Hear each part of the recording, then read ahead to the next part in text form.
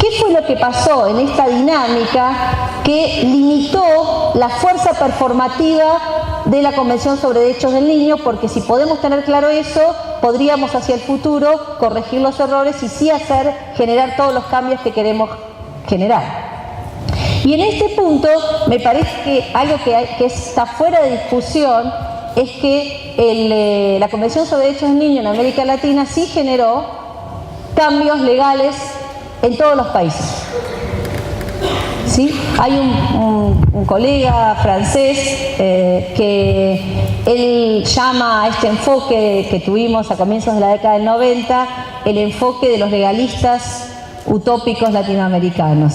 Yo no sé siquiera si era un enfoque así como tampoco creo que haya habido así tanta claridad teórica. Lo cierto es que sí, esa esperanza, esa inspiración, este contenido inspiracional que se depositaba en la Convención sobre Derechos del Niño se cumplió para nosotros, quiero decir, para los de mi gremio, los juristas. Porque cambiamos la ley, y ahora van a ver por qué más de mi gremio. Cambiamos las leyes en todo el continente, también en la Argentina. Eso es parte de una narrativa falaz de que en la Argentina no cambiaron las leyes. En la Argentina cambiaron todas las leyes de protección, cambiaron los procedimientos, cambió la ley nacional.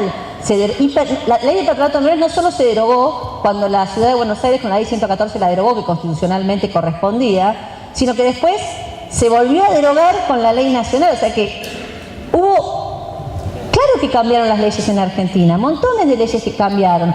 Quizá no cambiaron con el formato que la formulita o la checklist, como se dice, el listado de hacer los deberes indicaba, pero en la Argentina cambiaron más leyes que en la mayoría, si no en todos los países de Latinoamérica. Quizás en México no, porque también es un país federal. Entonces cambiamos leyes. Eso se logró. Ahora, esas leyes se cambiaron sobre la base de dos ideas que también son muy importantes y que quiero traer esta tarde a la conversación, que fue algo, me parece, sustancial en la transformación de la idea de protección a la niñez en América Latina. Se pasó de la idea de que proteger a los niños como lo hacíamos antes, con esta fuerte deber del adulto, pero desconocida la centralidad del niño, a un enfoque más de derecho privado, les diría, a una idea de que la protección de derechos de niños es una cuestión de derechos humanos. Y esto cambia completamente el formato, el abordaje. Si no era más discusión de los juzgados de familia, de la autoridad administrativa solamente, sino una discusión más general de derechos humanos y de ciudadanía. El otro eje que guió estas reformas legales fue también fundamental y tuvo que ver con entender que no se podía proteger sin tener fundamentalmente en cuenta las opiniones, los sentimientos, las percepciones del protegido, esto es, del niño. A mí me parece que en estas dos cuestiones se reduce la reforma legal en sus aspectos más positivos. Ahora, yo les dije, reformamos las leyes, pero la verdad es que no reformamos todas las leyes, porque parte del problema que para mí tiene esto que se me ocurrió llamar, pero no por hacer nombrecitos, sino porque me parece que es explicativo, la traducción latinoamericana de la Convención sobre Derechos del Niño, es que las leyes que cambiamos, o que cambiamos principalmente, o que entendíamos que era cumplir con la Convención del Niño, cambiar esa ley, eran las leyes del tutelarismo clásico. Y para mí ahí hubo un error de enfoque, de encuadre, que lo puedo explicar, pero bueno, no es la oportunidad. Tiene sentido en algún momento, pero que creo explica después todos los problemas que tuvimos, para no ponerme tan críptica. Lo que quiero decir es que con la aspiración de la Convención sobre Derechos del Niño era: vamos a transformar la vida de los niños y vamos a transformar la condición jurídica de la infancia. de toda la infancia, lo deben haber leído, de todos los niños, no solo de los niños institucionalizados, no solo de los niños que estaban siendo tutelados por los sistemas judiciales administrativos. Sin embargo, por esta dinámica que trato brevemente de referirles, cuando se decía, bueno, tiene que cambiar su legislación de acuerdo con la convención, lo que se le pedía al país es, ¿derogó su código de menores o no lo derogó? No, pero mire que resulta que en este país hay leyes de educación, está el Código Civil, hay normas administrativas. Este además es un país federal, así que tenemos todas estas normas en las diferentes provincias. Bueno, está la ley de medios audiovisuales, está la ley, todas las derechos sexuales y reproductivos. Hicimos un montón de leyes que tienen que ver con los derechos de los niños. Ah, no, mire, pero no derogó la ley de menores. No derogó el régimen penal juvenil.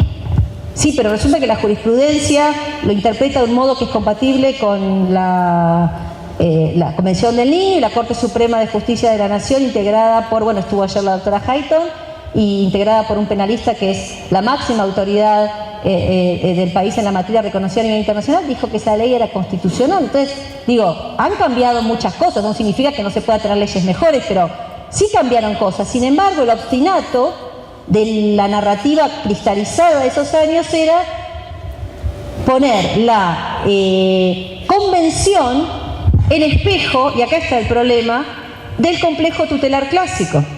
Entonces, sí, complejo tutelar clásico del tutelar, de la forma antigua para todos, no solo para la gente que está en el tema, de la forma antigua de proteger a los niños, ¿sí? Entonces, si ponemos a la convención como sustituto estructural de la forma antigua de proteger a los niños que estaba en crisis en la década del 90, y en espejo, esto es mirando hacia atrás, la posibilidad de irradiación de la convención es muy limitada. No sé si me siguen. Y a mí me parece que esto explica las dos características de la traducción latinoamericana de la convención, que son, insisto, con esta dificultad regional que no se advierte en otras partes del mundo, que tendrán otros problemas, que es que se hizo de la discusión de derechos del niño, se redujo la discusión de los derechos del niño a un tema legal, como les dije, y encima no solo legal general, sino legal de lo tutelar clásico, y como consecuencia también de este enfoque se redujo la discusión, sobre todo en las primeras casi 2 décadas de vida de la Convención, o por lo menos 15 años para no exagerar, se redujo la cuestión de los derechos del niño en América Latina al tema legal, penal, juvenil.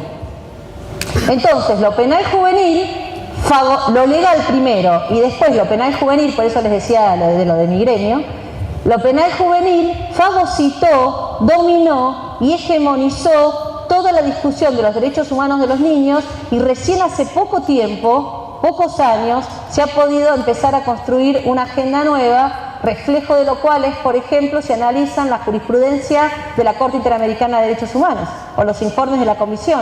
Si ustedes analizan en un periodo de 20 años lo que se ha emitido, el mayor porcentaje, altísimo porcentaje de decisiones tienen que ver con lo penal juvenil, como si en América Latina no hubiera problemas de educación, de abuso, de violencia, de maltrato, de opresión, etc. Pero creo que esa dinámica se dio por la forma en la que se generó una lectura del tratado que se explica históricamente, pero que hoy claramente vemos que no nos permite generar ese nuevo momento al que aspirábamos cuando empezó todo este proceso. Para empezar a cerrar, como le dice este profesor francés, lo que tenemos que hacer es empezar a abrir o a salirnos de, él lo dice así, lo limitado del enfoque legalista, de la retórica legalista. Él dice que la retórica legalista, y yo comparto, es muy limitada, y la tesis de él es que en su limitación impidió generar las transformaciones estructurales como pasa siempre cuando uno tiene un enfoque solamente, digamos, liberal de los derechos, que a las que aspirábamos cuando ingresó la Convención del Niño a América Latina.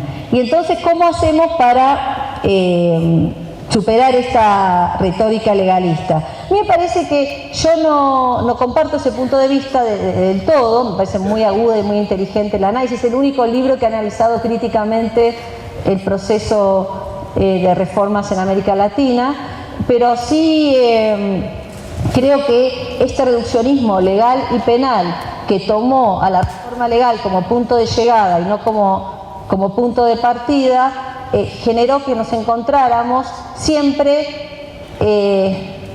discutiendo lo mismo y sin energía para avanzar, para pensar qué era lo que teníamos que hacer después.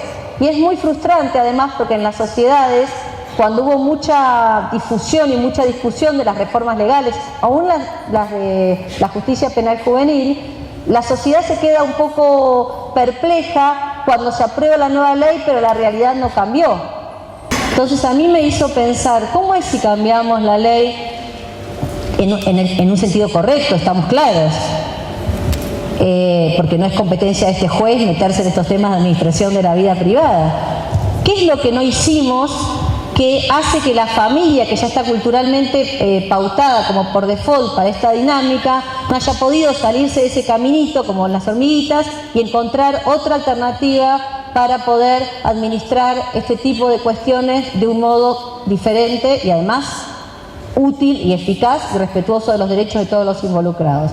Lo que faltó, y a mí me parece que esto se explica por el reduccionismo legal y penal, o como dice el colega francés, por esta retórica legalista, es que en los países latinoamericanos, y en esto voy a hacer una excepción con la Argentina, por eso es bien peculiar el momento que estamos viviendo, no se acompañó o no precedió a la reforma legal una transformación de la ingeniería institucional que tenía que soportar la nueva legalidad. Si ustedes sacan una foto de una institución hace 20 años, 30 años, y sacan la foto en la institución ahora, son las mismas instituciones. Por ahí los operadores un poco más viejitos. Y los chicos no serán los mismos, pero serán los hijos de los que estuvieron, porque no cambió nada la selectividad del sistema.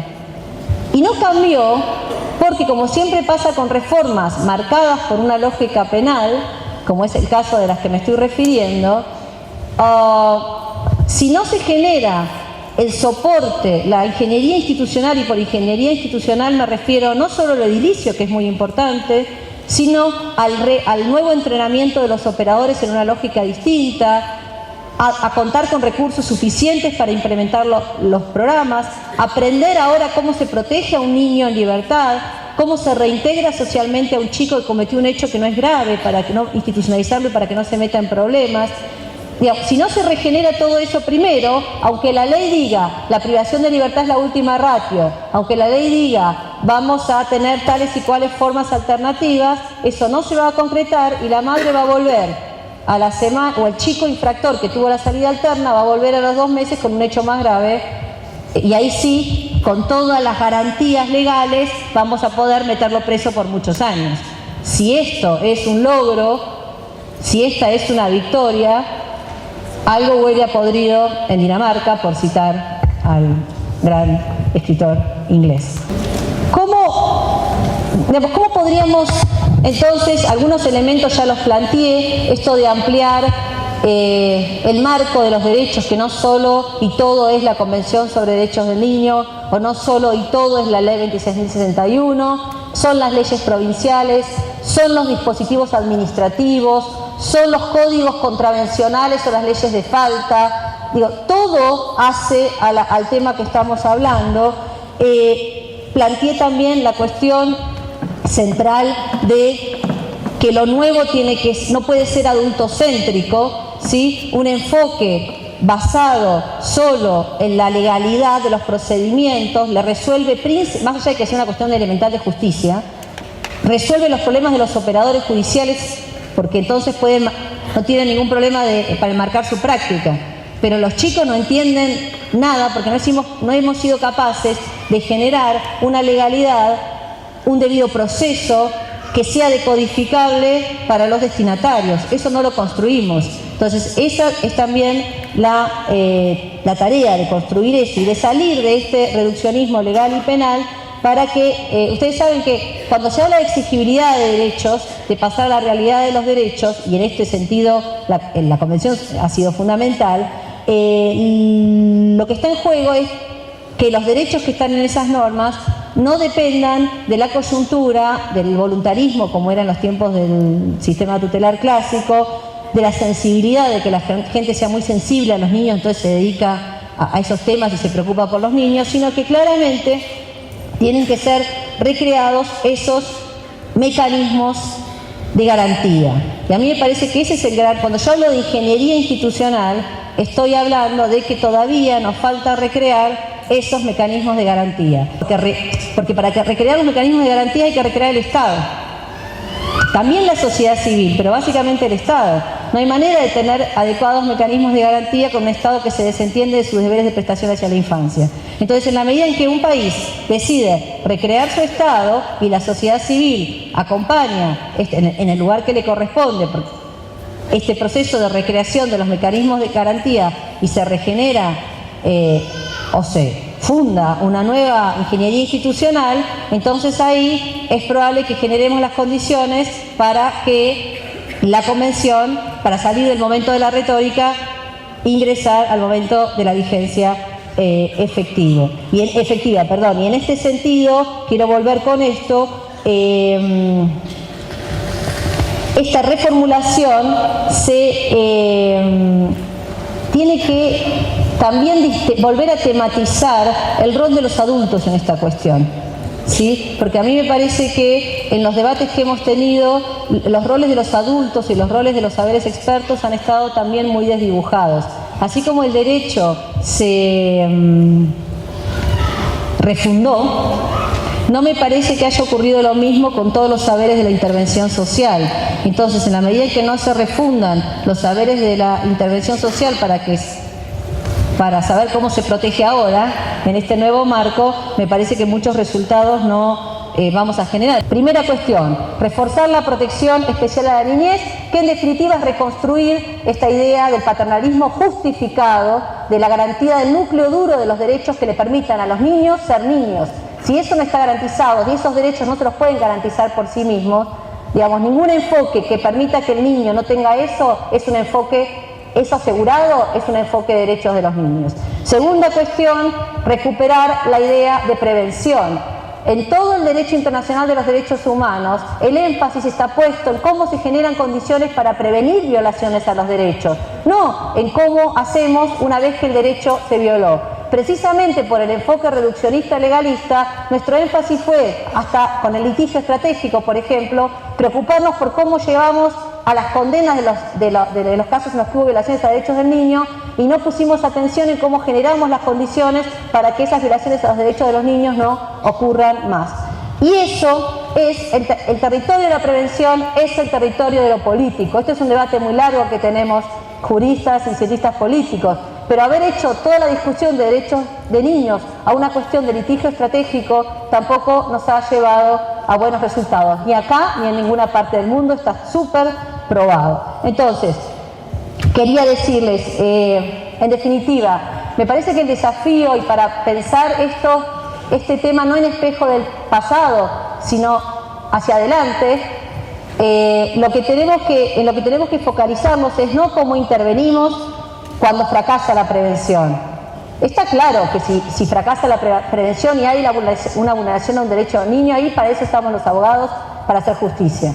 Pero la principal fuerza de nuestro trabajo teórico, político, de nuestra energía, debería concentrarse en generar esas condiciones que la Corte Interamericana de Derechos Humanos dijo en su fallo, en su sentencia, en la primera sentencia que habló de esto, que es la sentencia del caso Villagrán Morales y otros contra Guatemala, conocido como el caso de los niños de la calle. En esa sentencia, la Corte Interamericana de Derechos Humanos dijo algo extraordinario que a mí me sorprende cómo quedó ahí. Puso una regla fortísima vinculada con este tema, pero el reduccionismo penal no la la tapó. La Corte Interamericana dijo que lo que los estados están obligados a hacer para cumplir con la Convención del Niño, con la Convención Americana de Derechos Humanos, el artículo 19, que es el artículo de Derechos del Niño, es generar condiciones para que los niños vivan vidas dignas de ser vividas. Eso dijo la Corte Interamericana de Derechos Humanos, y dijo en relación con el derecho a la vida no alcanza. Estados no violan el derecho a la vida cuando un niño es asesinado, como en ese caso. Lo violan también cuando no generan esas condiciones. Y esas condiciones, a esas condiciones vamos a la Corte, yo no lo dije. Pero la Corte, no lo dice la Corte Interamericana. Pero esas deberíamos tenerlo más, debería también la Corte tenerlo más en cuenta. Pero les decía, esas condiciones tienen hoy que ver con esto, a lo que me refiero por prevención, a la garantía de los derechos económicos, sociales y culturales de los niños. Entonces me parece que de eso se trata, pasar de la retórica a la realidad, de recuperar ese sentido de prestación fuerte, y para poder cumplir con eso necesitamos un Estado que se haga cargo, los adultos que nos hagamos cargo, pero sobre todo cuando nos referimos a los chicos que están en la mayor situación de vulnerabilidad y exclusión social, necesitamos un Estado que asuma esta responsabilidad.